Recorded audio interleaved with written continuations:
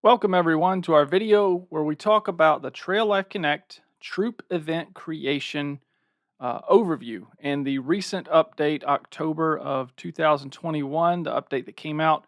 We're going to talk about some of the new features that were released, but we're mainly going to spend our time talking about a high-level overview of those features.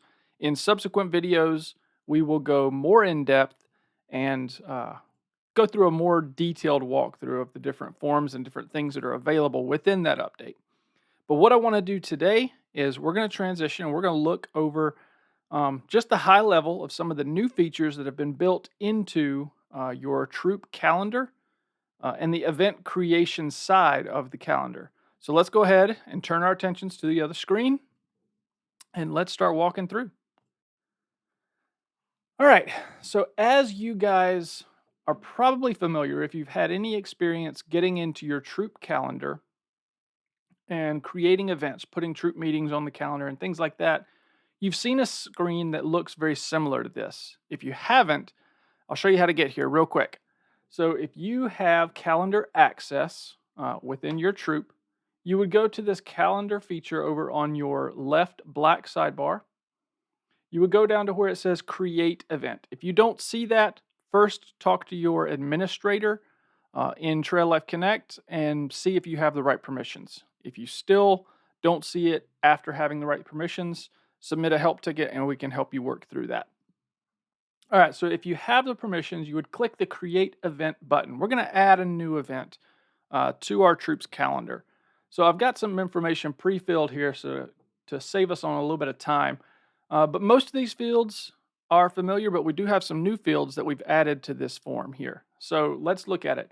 We're going to let the activity or this event be active. We're going to give it a type. So this type is going to be a camp out. You have other types here: troop meeting, committee meeting, and so forth.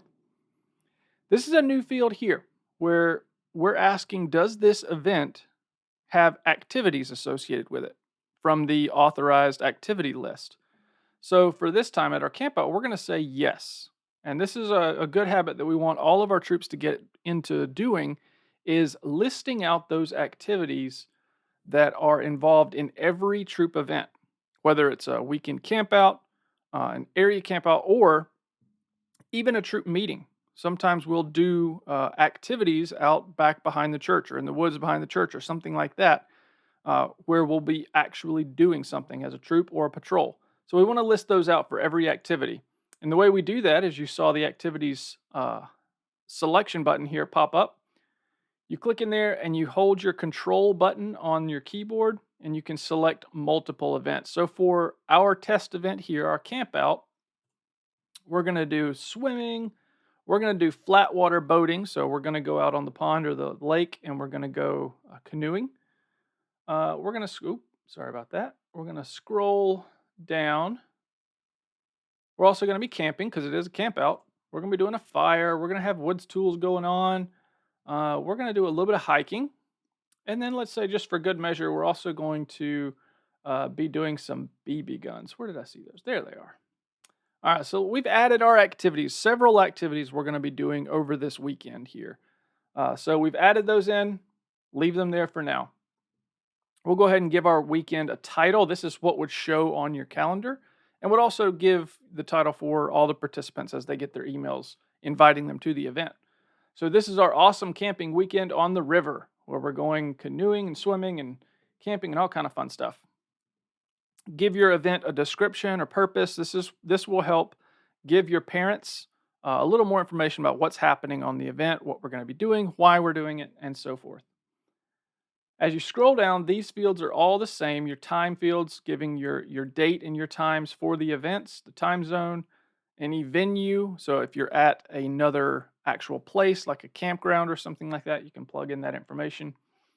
The new fields here are going to be your departure and your return details fields. So you can actually identify the time and the location of where you're going to be leaving to go to the event from and where you're going to be returning to and the time of those. Because sometimes that's actually different than the actual time of the event itself. So the campout may start 5 o'clock on a Friday afternoon, but really we need to leave the church at 3. to get there in time. So this is where you can identify those distinct times of leaving and then returning back. You can also put the information for any sort of guide or outfitter, professional or third party guide that you may be using. So if we were going whitewater rafting or something like that, you could plug in the company who's leading the whitewater rafting trip right here on your field. Now, this button right here where it says AHG, this is a very important feature. So if you are going to be doing a joint activity with American Heritage Girls, specifically anything camping overnight related with an AHG troop, you would want to make sure that that button is selected. So for our test purposes, we'll go ahead and select that and say that yes, they are going to be joining us on our trip. And you can see here the required items, the advanced event detail screen. Some of these are familiar to you guys if you've plugged events in already. This is where you can track the total number of nights camping. So we're going to say we're camping 2 nights, not 1, 2 nights. And we're going to say we're not doing it in a cabin. We're going to do about 3 hours of service. We're also going to hike, let's say, 2 miles over the weekend. And the canoeing miles, we're going to do about 5 miles of canoeing on this trip. We're going to be on the water a lot. All right, we've added some new fields, as you see here, which are the different fee fields. So this is going to be really important for your troop treasurer and your troop committee as they start, and your officers conference as well. As you start tracking the events over time, you can start seeing your events being tied to different amounts of money that are needed. So your troop fees, for example, for this event, let's just pretend that it was $1,200 for your entire troop to rent out that campground on the lake or on the river. So that would be where you can track how much you had to pay for that troop, for your troop to go to this thing. We've also given you date fields here as well. So this would be when that troop, the total cost for the troop is due. So you can track that here, and it can actually help you in your planning as you on the lead up to the activity also. Same thing with deposit. This would be a deposit amount for the whole troop. The troop committee, troop treasurer would be very interested in these fields here, the due date for that deposit. And then we've given you a place to break down any fee and deposit amounts for the youth trailman and the adult trailman. We've split those off so that they can be differently, because sometimes they're charged differently within different troops. And a deposit due date. So if you do need to require a deposit from your trailman, you can select their due date for that deposit here. So this is some really good tracking features to give you more detailed information.